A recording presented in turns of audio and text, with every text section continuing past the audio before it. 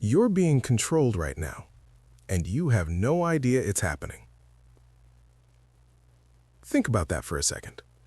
Someone in your life, maybe your partner, maybe your boss, maybe a friend you trust, is pulling strings you can't even see, making you doubt yourself, making you question your reality, making you do things you don't want to do while convincing you it was your idea all along. And the scariest part? You think you're in control. Let me tell you something Machiavelli understood 5 centuries ago. The most effective power is the power people don't know they're under. Visible chains can be broken, obvious tyrants can be overthrown, but invisible manipulation? That controls you completely while you thank your controller for the privilege. Think about it this way. Have you ever walked away from a conversation feeling confused, guilty, or somehow responsible for something that wasn't your fault?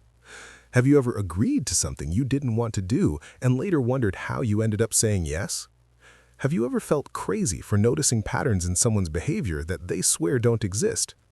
That's not you being weak. That's you being manipulated by someone who's mastered techniques most people don't even know exist. Say this with me right now. I trust my perception of reality. Again, I trust my perception of reality. One more time and mean it. I trust my perception of reality. Good. Because the first step in breaking free from manipulation is trusting yourself again.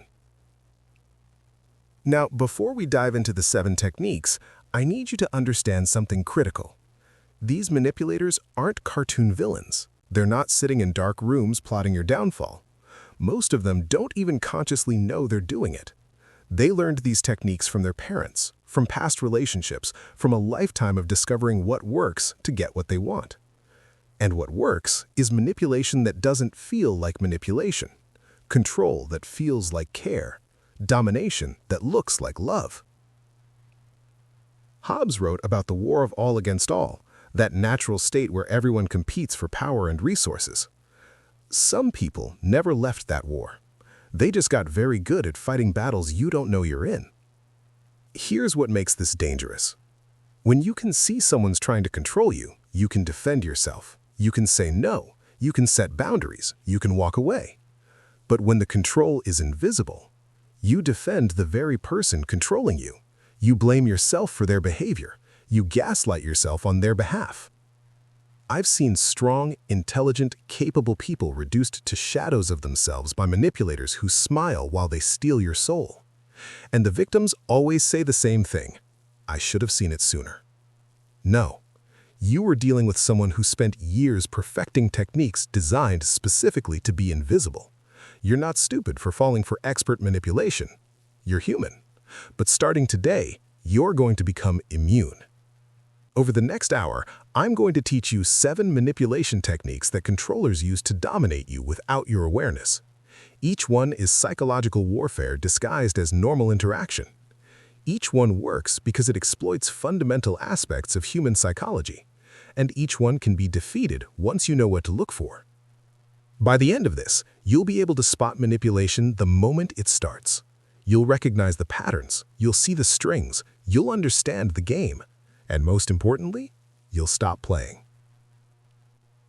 Locke wrote about the necessity of consent in all legitimate power. But manipulators don't want your consent. They want your compliance without your awareness. That ends now. Let's begin. The first and most devastating technique: gaslighting. You've heard the term, but I doubt you understand how deep it goes. Gaslighting isn't just lying. It's systematically dismantling your ability to trust your own perception, memory, and judgment. It's making you doubt reality itself. Here's how it works.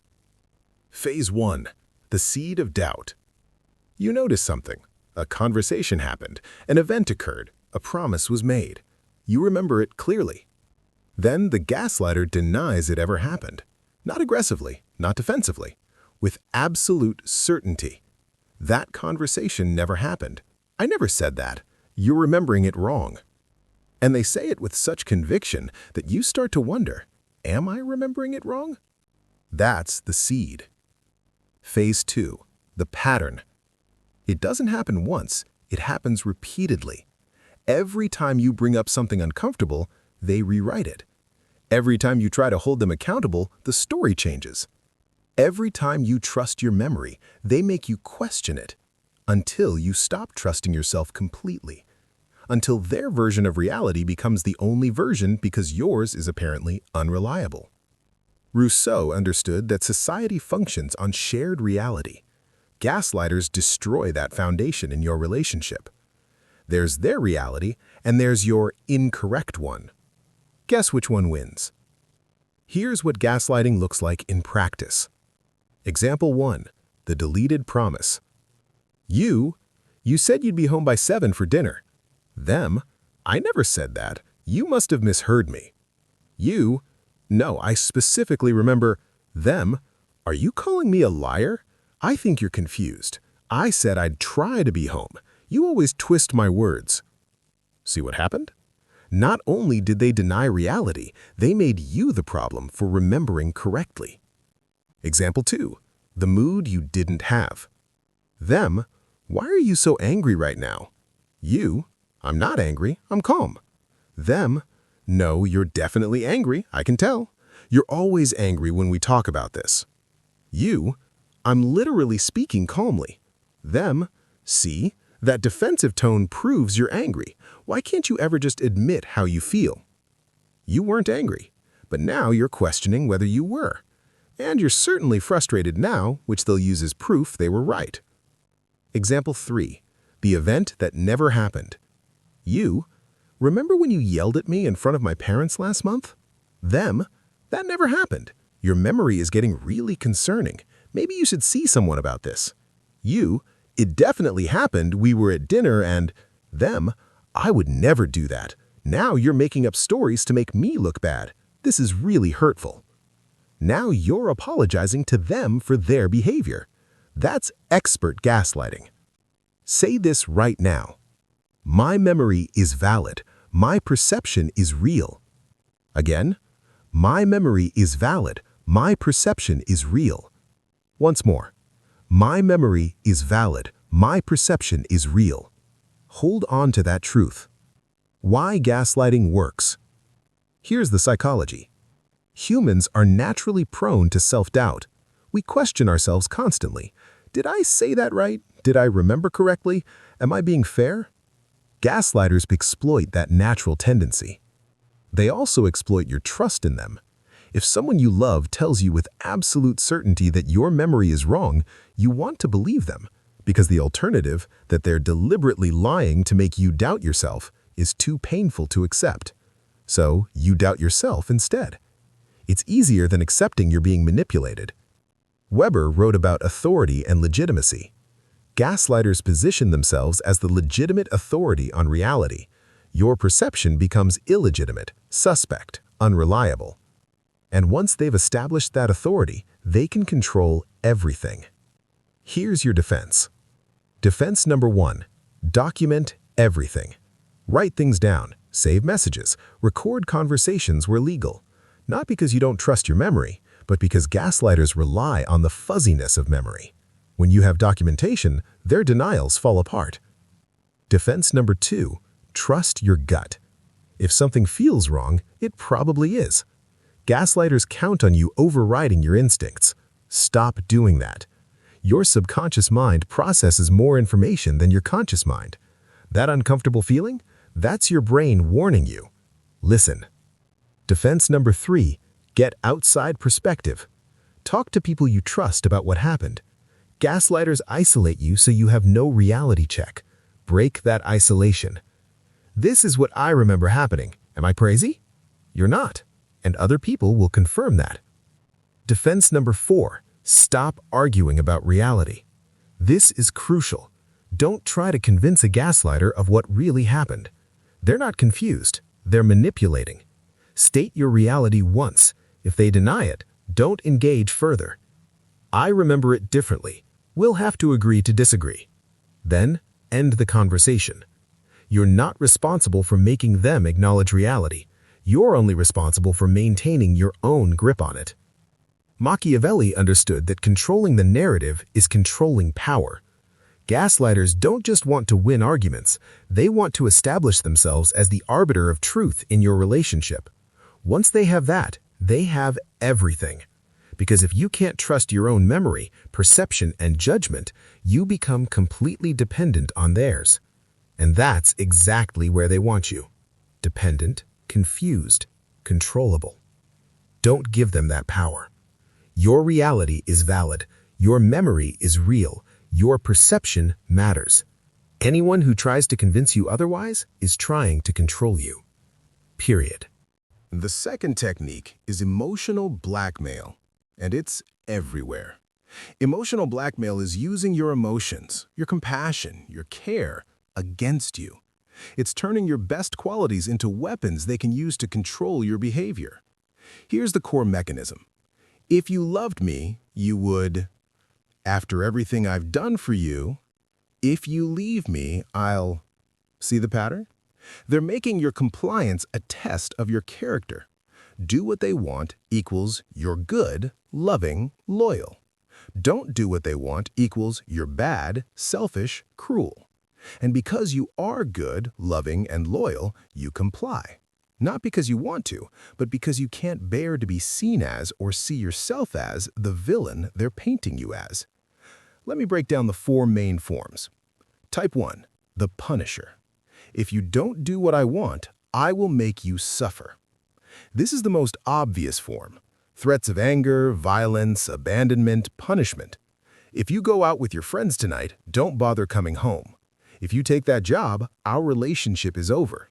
If you don't give me another chance, you'll regret it. The threat is explicit.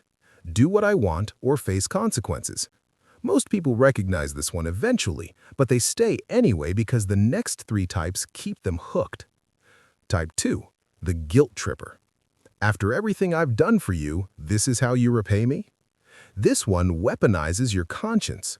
They've done things for you, often things you didn't ask for. Now you owe them compliance. I gave up everything to be with you. I've been so good to you. I sacrificed my dreams for this relationship. And now every boundary you set is ungrateful. Every need you express is selfish. Every time you prioritize yourself is betrayal. Locke wrote about the social contract, mutual obligations. But guilt trippers create a one-way contract where you are always in debt. Type 3, the Victim. If you do this, I'll fall apart. They position themselves as fragile, so fragile that your autonomous choices will destroy them. If you leave, I don't know what I'll do to myself. I can't handle this stress. You're going to give me a heart attack. My depression will come back if you don't support me on this. Now your freedom is a weapon pointed at someone you care about. How can you possibly assert yourself when it might hurt them? You can't. That's the point. Type 4, the Silent Treatment. They don't threaten, they don't guilt trip, they don't play victim. They just disappear, emotionally withdraw, give you the cold shoulder, punish you with absence. And it's devastating, because humans are wired for connection. We're social creatures. Abandonment feels like death on a primal level. So when someone weaponizes their presence, giving it and withdrawing it based on your compliance, you'll do almost anything to get it back, even things that violate your boundaries, even things that hurt you. Repeat after me. My boundaries do not make me cruel. Say it again. My boundaries do not make me cruel. One more time. My boundaries do not make me cruel. You need to believe that, because emotional blackmailers will spend every day trying to convince you otherwise. Here's the psychology. Good people don't want to hurt others. Emotional blackmailers exploit that goodness. They make every act of self-care look like an act of cruelty. You want to take a night for yourself? You're abandoning them. You want to spend less money? You're being stingy. You want to set a boundary? You're being controlling. The manipulation is in the framing. They've taken normal, healthy behaviors and reframed them as attacks. And because you trust them, you accept that frame. Example 1. The overtime ultimatum. Boss, I need you to work this weekend.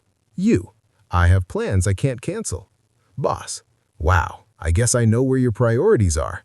And here I was considering you for that promotion. Team players make sacrifices. Your plans equals you're not a team player equals you don't get promoted. They've made your compliance a test of your character. Example 2. The family obligation. Parent: you're not coming for Thanksgiving? You: I'm going to my partner's family this year. We alternate. Parent: I see. After everything I've done raising you, you're choosing strangers over your own mother. I guess I don't matter anymore. Don't worry about me. I'll be fine alone. Now your completely reasonable plan makes you a bad child. Example 3. The relationship threat. Partner: if you really loved me, you'd want to spend every weekend together. You: I do love you, but I also need time with my friends. Partner: clearly you don't love me as much as I love you. Maybe we're not right for each other. Now your need for balance is evidence you don't love them, and you're about to abandon your needs to prove you do. How to defeat emotional blackmail. Here's your defense system. Defense number 1. Name the tactic. When you feel it happening, label it internally or out loud. This feels like emotional blackmail. You're using guilt to control my decision. That's a threat, not a request. Naming it breaks the spell. Suddenly, you're not debating whether you're selfish. You're recognizing a manipulation tactic. Defense number 2. Refuse to defend your boundaries. Don't justify, don't explain, don't argue. Your no is complete. I'm not available this weekend. That doesn't work for me. I've decided not to. The more you explain, the more ammunition you give them to argue with. Keep it simple, keep it firm. Defense number 3. Let them have their feelings. This is hard but essential. Their disappointment, anger, or hurt is not your responsibility to fix. If they're upset you set a boundary, that's information about them, not about your boundary.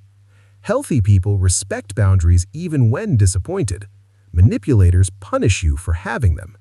Let them be upset. It's not your job to manage their emotions. Defense number 4. Don't make decisions under pressure. Emotional blackmail always comes with urgency. I need to know right now. Decide tonight. If you don't answer immediately, I'll assume you don't care. That pressure is tactical. Under pressure, you're more likely to comply to reduce anxiety. So refuse to decide under pressure. I need time to think about this. I'll get back to you tomorrow. I don't make big decisions when I'm feeling pressured. Montesquieu designed systems to prevent the concentration of power. Emotional blackmailers consolidate power by making your autonomy painful. Every time you choose yourself, it costs you guilt, anger, withdrawal, threats, until choosing yourself feels so expensive that you stop doing it, and they've won. Weber understood that legitimate authority requires consent. Emotional blackmail is coercion dressed up as care. Don't fall for it. Your boundaries are not negotiable based on someone else's feelings about them. Your needs are not cruelty. Your autonomy is not betrayal. Anyone who tries to convince you otherwise is manipulating you. The third technique is one of the most insidious: triangulation. This is when a manipulator brings a third party into a two-person conflict to strengthen their position against you. It's divide and conquer applied to your personal life. Here's how it works. The basic mechanism. Instead of addressing issues directly with you, the manipulator talks about you to others, talks about others to you, creates competing relationships, uses other people as proof they're right. The goal is to make you feel outnumbered, ganged up on, or like you're the problem everyone agrees about, even when those other people don't actually exist or don't actually agree. Form 1. The invisible jury. Everyone thinks you're being unreasonable. I talked to friend or family member, and they agree with me. Everybody's been saying they've noticed how you've changed. Who's everyone? You don't know. You can't ask them. They're the invisible jury that's apparently convicted you. But here's the truth. There is no everyone.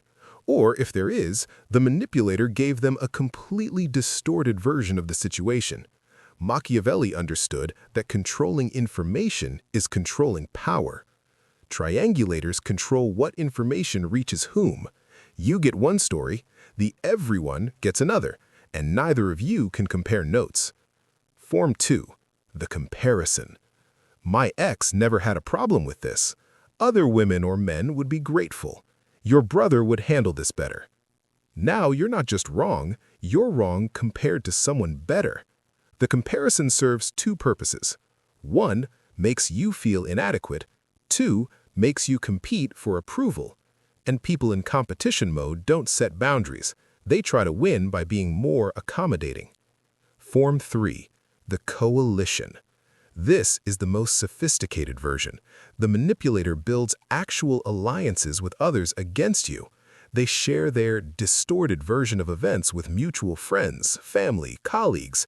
They position themselves as the reasonable one dealing with your unreasonableness. They recruit flying monkeys, people who'll do their bidding, often unknowingly. Suddenly, it's not one person you're dealing with. It's a whole system aligned against you. Example 1. The mother-in-law alliance. Partner, I told my mom about how you won't let us visit on weekends and she's really hurt. You, I never said we can't visit. I said I need one weekend a month for us. Partner, that's not how she heard it. She thinks you don't want to be part of our family. Even my sister said it seems like you're pulling me away from them. Now you're defending yourself to people who weren't part of the original conversation and fighting a version of events you never said. Example 2. The work performance. Boss, I've been getting complaints about your attitude. You? From who? Boss, I can't say, but multiple people have mentioned it. You might want to work on that. You can't defend yourself. You can't address specific concerns. You can only internalize that vague, unverifiable, everyone thinks you're the problem. Example 3. The X comparison. Partner, you know, Sarah never made me feel bad about playing video games. She understood that's how I relax. You, I'm not asking you to stop. I'm asking for some balance. Partner, that's what you say, but Sarah was just more chill about it. She didn't make everything a big deal. Now you're competing with an X they can present however they want because she's not here to correct the record. Say this: other people's opinions don't invalidate my experience. Again, other people's opinions don't invalidate my experience. Once more, other people's opinions don't invalidate my experience. Even if everyone disagrees with you, that doesn't make you wrong. Humans are tribal. We evolved in groups. Social exclusion was death. So when someone makes us feel like we're against the group, like everyone sees things differently than we do, it triggers primal fear. We'll change our position, doubt our perception, abandon our boundaries, anything to get back in the group's good graces. Triangulators know this. They weaponize your need for social acceptance. Rousseau wrote about the general will, the collective good. Triangulators create a false general will that's actually just their will projected onto imaginary or manipulated others. Defense number 1. Demand specifics. Everyone says, who specifically? People have complained. Which people? About what specifically? Your brother agrees with me. Can I talk to him about this? Watch them squirm, because usually there is no everyone. Or if there is, the manipulator gave them a completely distorted version of the situation.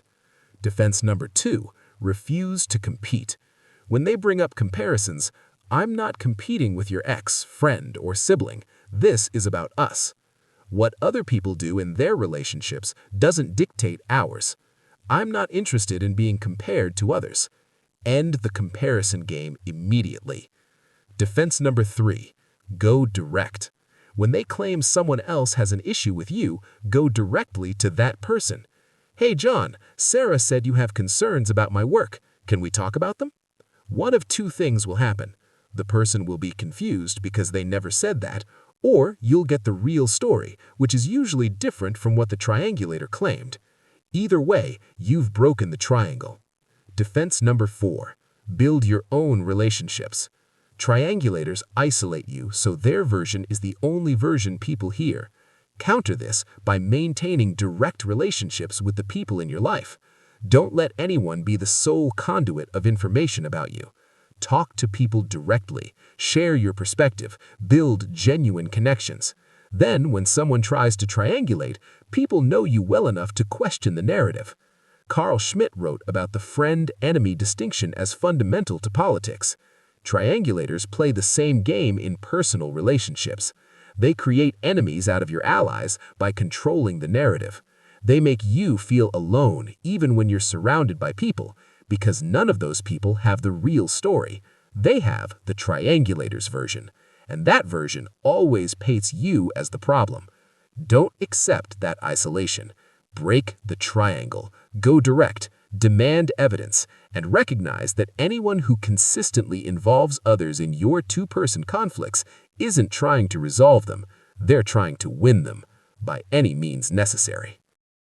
Now we get to technique 4. And this one explains why you can't leave even though you know you should. Intermittent reinforcement. This is the same psychological mechanism that makes gambling addictive, and manipulators use it to make you addicted to them. Here's how it works. The pattern. They're not terrible all the time. If they were, you'd leave. They're terrible most of the time, but occasionally, just when you're about to give up, they're perfect. They give you exactly what you've been begging for. The affection, the attention, the apology, the promise of change. Just enough to make you think, see, this is who they really are. The good version is coming back. So you stay. And the cycle starts again. In psychology, there are different reinforcement schedules. Continuous reinforcement. Reward every time equals predictable, less powerful. Intermittent reinforcement. Reward sometimes equals unpredictable, extremely powerful. Slot machines use intermittent reinforcement. You don't win every time. You win just often enough to keep playing. And that unpredictability makes it more addictive than if you won every time. Manipulators apply the same principle to relationships. Phase 1. The tension building. Things are getting bad. They're distant, critical, cold, neglectful, or abusive. You're walking on eggshells trying to avoid triggering them. The tension builds and builds. You're exhausted. You're thinking about leaving. You're at your breaking point. Phase 2. The incident. The explosion happens. A fight, a betrayal, a particularly cruel moment. Something that makes it crystal clear this relationship is toxic. You're done. You're actually done this time. Phase 3. The reconciliation. Right when you're about to leave, they transform. Apologies, tears, promises, gifts, affection. They become the person you fell in love with. I'm so sorry. I don't know what's wrong with me. You're right about everything. I'm going to change. I can't lose you. You're everything to me. And it feels real. Because in that moment, it is real. Phase 4. The calm, or honeymoon. For a while, they're good. Really good. Attentive, loving, everything you wanted. You think, we've turned a corner. Things are finally changing. But they're not. Because soon, the tension starts building again. And the cycle repeats. Each time you're more invested. Each time the good moments feel more precious because they're so rare. Each time you're more addicted to getting back to phase 4. Why it's so powerful. Hobbes understood that humans act based on pleasure and pain, but he couldn't have predicted this. Unpredictable pleasure is more powerful than consistent pleasure. When someone is consistently good to you, you appreciate it, but you expect it. When someone is terrible to you most of the time, but occasionally wonderful, those wonderful moments become everything. You crave them, you chase them, you'll endure almost anything to get them, because your brain is literally addicted to the unpredictability. Example 1. The hot-cold partner. Monday through Friday, barely speaks to you, treats you like you're invisible. Saturday, plans an amazing date, is affectionate and attentive, makes you feel loved. Sunday, back to cold. That one amazing day becomes your evidence that they do love me. You forget about the 5 days of coldness. You just want to get back to Saturday. Example 2. The sporadic boss. Most days, criticizes everything you do. Nothing's good enough. Occasionally, praises you publicly, tells you you're invaluable. That rare praise becomes your drug. You work twice as hard trying to earn it again, while accepting worse and worse treatment on the regular days. Example 3. The breadcrumbing friend. Ignores you for weeks, doesn't return calls, makes you feel unimportant. Then, reaches out with a heartfelt message about how much you mean to them. You forget all the times they ignored you. You focus on this one moment of connection, and you stay available for the next breadcrumb. Say this: consistency is a requirement, not a bonus. Again, consistency is a requirement, not a bonus. One more time. Consistency is a requirement, not a bonus. You need to believe that, because intermittent reinforcement will convince you that inconsistency is normal. It's not. Defense number 1. Track patterns, not moments. Stop focusing on the good days. Start tracking the pattern over weeks and months. Keep a journal. Note when they're good and when they're not. When you see it written out, the pattern becomes undeniable. You're not dealing with someone having bad days. You're dealing with someone who's occasionally good to keep you hooked. Defense number 2. Don't credit them for baseline behavior. Being kind, respectful, and consistent isn't exceptional, it's baseline. Don't treat basic decency like it's a gift when it only appears 10% of the time. You're supposed to be expecting a full meal.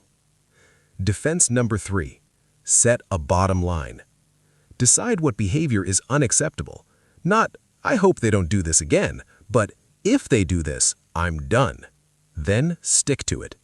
Because intermittent reinforcement keeps you hoping for change. A bottom line cuts through hope and deals with reality. Defense number 4. Recognize the cycle. When they're being good after being terrible, don't get swept up in it. Recognize it as phase 3. They're not changing, they're cycling. And unless they're doing serious, consistent work to change the pattern, therapy, accountability, real behavior modification over months, this good phase is temporary. Enjoy it if you want, but don't make major decisions based on it. Machiavelli wrote that the ends justify the means. Manipulators using intermittent reinforcement believe the same. Their end goal is keeping you under control. And the means, being terrible most of the time, wonderful occasionally, works perfectly. You stay, you hope, you make excuses for them, all while they do the bare minimum to keep you hooked. Weber studied the routinization of charisma, how extraordinary becomes ordinary. In toxic relationships, the opposite happens. Ordinary decency becomes extraordinary, and you become grateful for scraps of respect that should be the foundation. Don't accept this. Intermittent reinforcement is manipulation. The good moments aren't proof they can be better. They're the bait that keeps you trapped while they stay exactly the same. Technique 5 is projection. And once you learn to spot it, you'll see it everywhere. Projection is when someone accuses you of exactly what they're doing. They're lying, so they accuse you of lying. They're cheating, so they accuse you of cheating. They're manipulating, so they accuse you of being manipulative. It's a psychological defense mechanism that manipulators weaponize. In psychology, projection is unconsciously attributing your own unacceptable thoughts, feelings, or behaviors to someone else. You can't accept that you're jealous, so you see everyone else as jealous. You can't admit you're aggressive, so you perceive others as attacking you. For some people, this happens unconsciously. For manipulators, it becomes a conscious tactic. They project onto you to deflect from their behavior, put you on the defensive, make you prove your innocence, avoid accountability. And it works beautifully. Here's the mechanism. They do something wrong. You try to address it. Instead of acknowledging it, they flip it on you. Suddenly, you're defending yourself against accusations that came out of nowhere. The original issue, their behavior, gets completely lost. Now the conversation is about whether you're guilty of what they accused you of. and they've successfully avoided all accountability. Locke wrote about the importance of evidence and reason in determining truth. Projectors bypass reason entirely. They make wild accusations and demand you prove a negative. Example 1. The cheating accusation. Them, actually cheating. Where were you tonight? You're being really secretive lately. You, I was at work like I told you. Them, I don't believe you. You're probably cheating on me. That's why you've been distant. You, what? I'm not cheating. You're the one who's been acting strange. Them, see, you're deflecting. Cheaters always accuse their partners to cover their own guilt.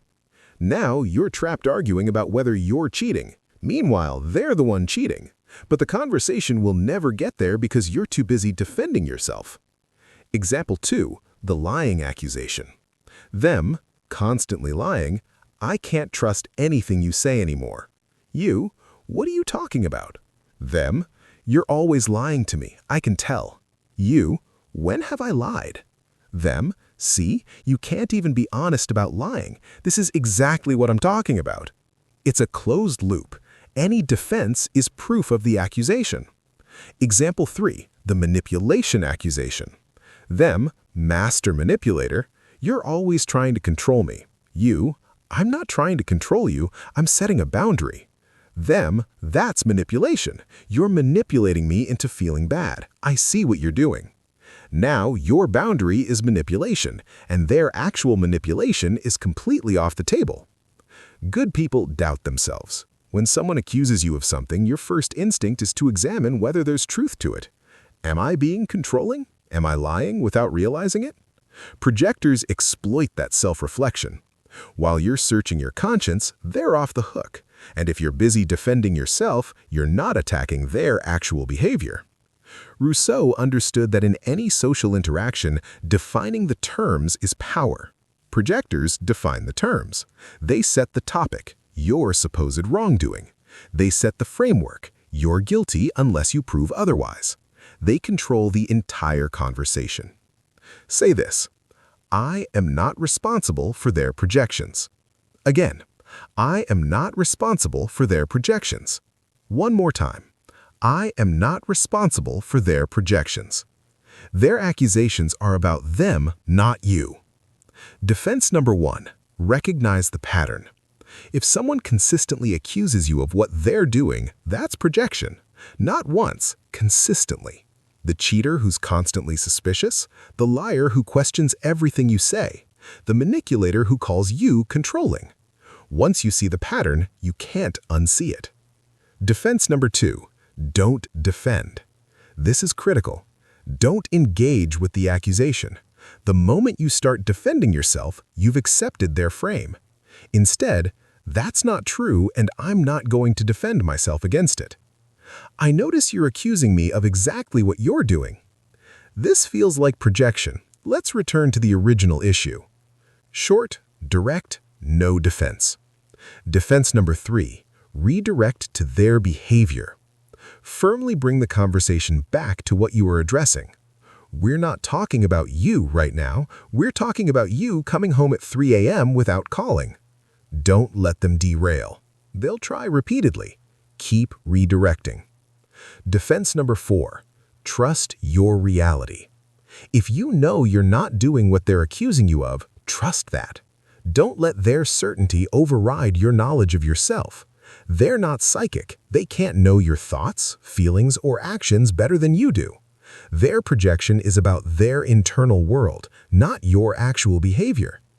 Montesquieu wrote about the separation of powers to prevent tyranny.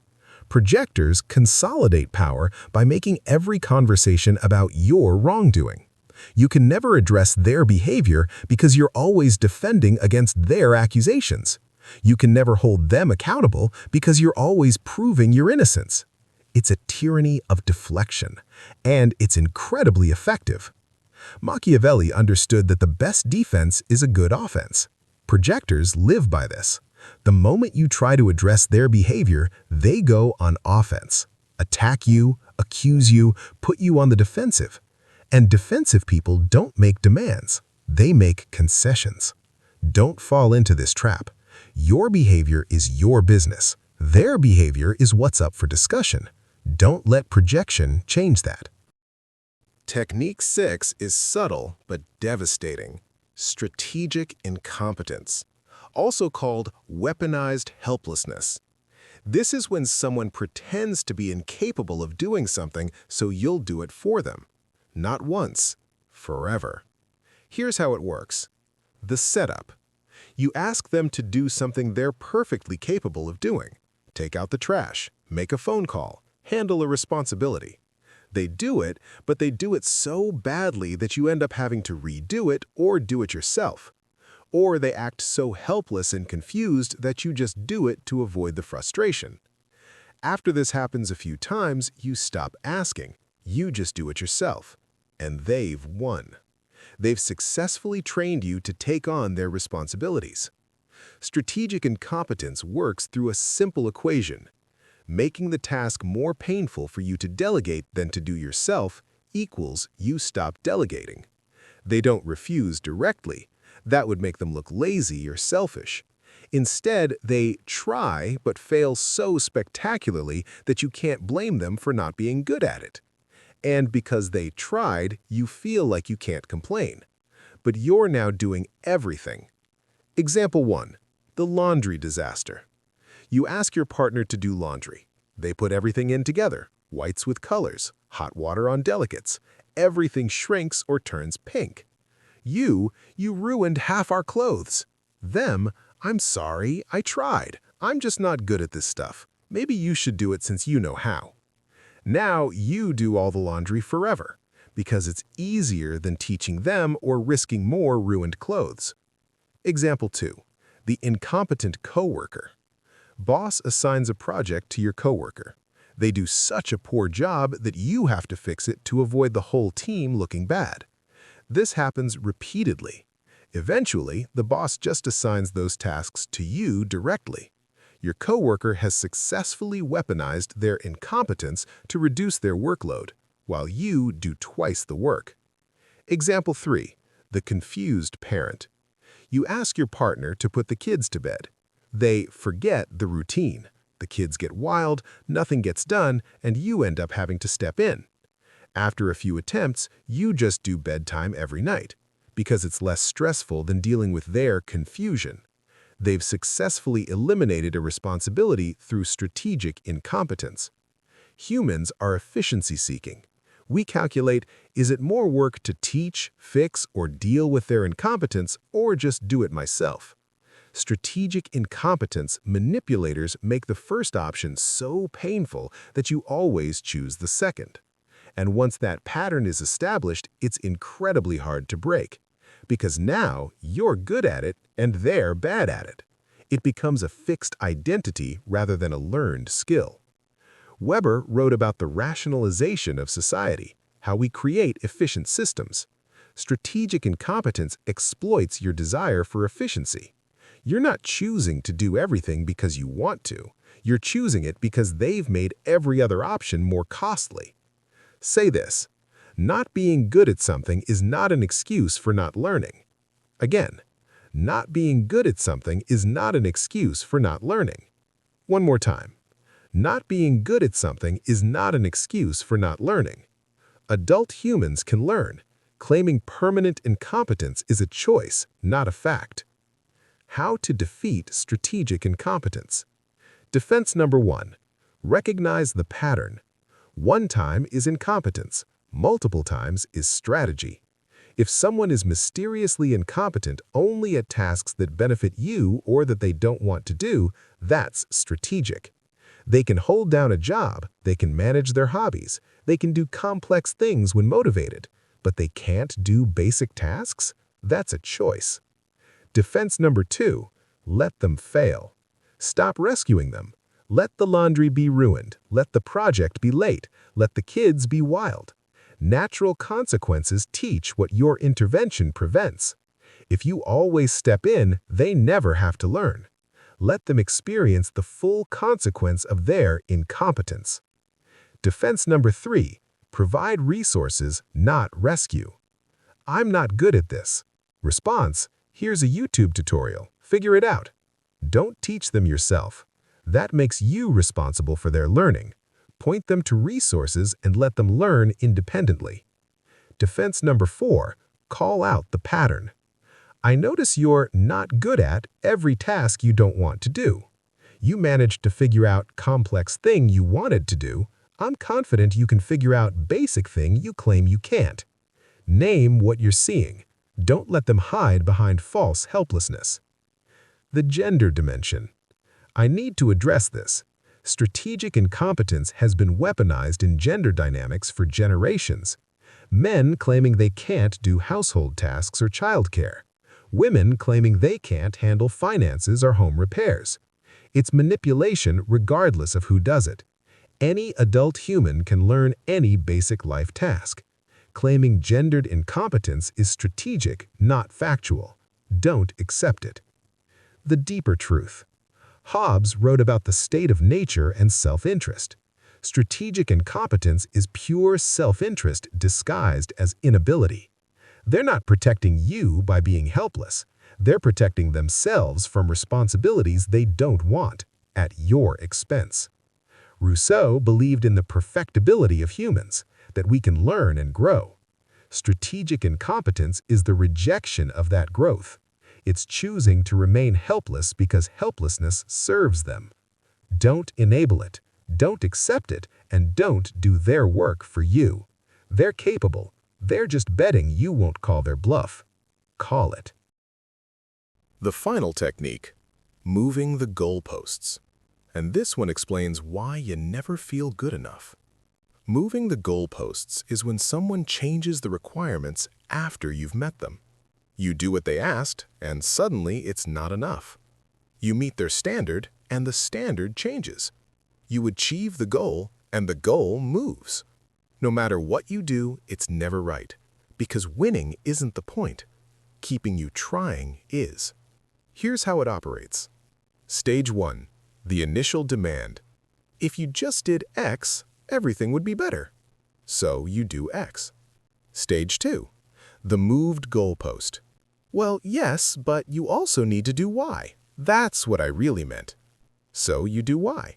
Stage 3. The new standard.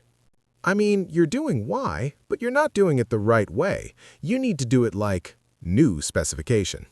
This continues forever, because the goal was never achieving X or Y. The goal was keeping you in a perpetual state of trying and failing. Why it works. Good people want to meet expectations. We want to be enough. We want to succeed. We want approval. Moving the goalposts exploits that desire. As long as you believe that meeting the next requirement will finally be enough, you'll keep trying, and trying, and trying, while never actually succeeding. Machiavelli understood that unfulfilled promises keep people hopeful and compliant. Goalpost movers make unfulfillable promises. Just do this and I'll be happy. But they're never happy, because happiness would mean losing control over you. Example 1. The promotion mirage. Boss, get your sales numbers up and we'll talk about that promotion. You get your numbers up. Boss, great work. Now if you could just improve your client relations. You improve relations. Boss, wonderful, but I need to see you take on more leadership. The promotion never comes, because there's always one more thing. Example 2, the relationship standards. Partner, I just wish you'd be more romantic. You plan romantic dates. Partner, that's nice, but I meant spontaneous romance, not planned stuff. You do spontaneous gestures. Partner, I appreciate it, but it feels forced. Real romance comes naturally. You can't win, because the standard changes every time you meet it. Example 3, the family expectations. Parent, I just want you to visit more. You visit weekly. Parent, I meant quality time, not just showing up. You plan activities together. Parent, I shouldn't have to ask for this. It should come from the heart. No matter what you do, it's wrong. Not because it actually is, but because they need it to be. Final affirmation. Say it with me. I am enough, regardless of moving standards. Again, I am enough, regardless of moving standards. One last time. I am enough, regardless of moving standards. Here's how to defeat moving goalposts. Defense number 1. Get it in writing. So, to be clear, if I do X, that resolves this issue? Get confirmation, ideally written. Then, when they move the goalpost, you have evidence. You said doing X would be enough. I did X. The issue should be resolved. Defense number 2. Recognize the pattern. Once is adjustment. Twice is coincidence. 3 times is a pattern. If someone consistently moves goalposts, stop playing the game. You're not failing to meet their standards. They're refusing to set honest ones. Defense number 3. Set your own standards. Stop trying to meet their moving targets. Set your own as, I've done what I believe is reasonable. If that's not enough for you, we have different expectations. Your standards matter more than their approval. You've now learned all 7 techniques. Gaslighting, rewriting reality. Emotional blackmail, weaponizing care. Triangulation, using others against you. Intermittent reinforcement, the addiction mechanism. Projection, accusing you of their behavior. Strategic incompetence, weaponized helplessness. Moving goalposts, unsatisfiable demands. These techniques are invisible until you know what to look for. Now you know. You can see them. You can name them. You can defend against them. And most importantly, you can refuse to participate. The call to action. If this opened your eyes, hit that like button. Share this with someone who needs to see the strings being pulled. Subscribe for more truth about manipulation, control, and protecting yourself. Your awareness is your power. Use it.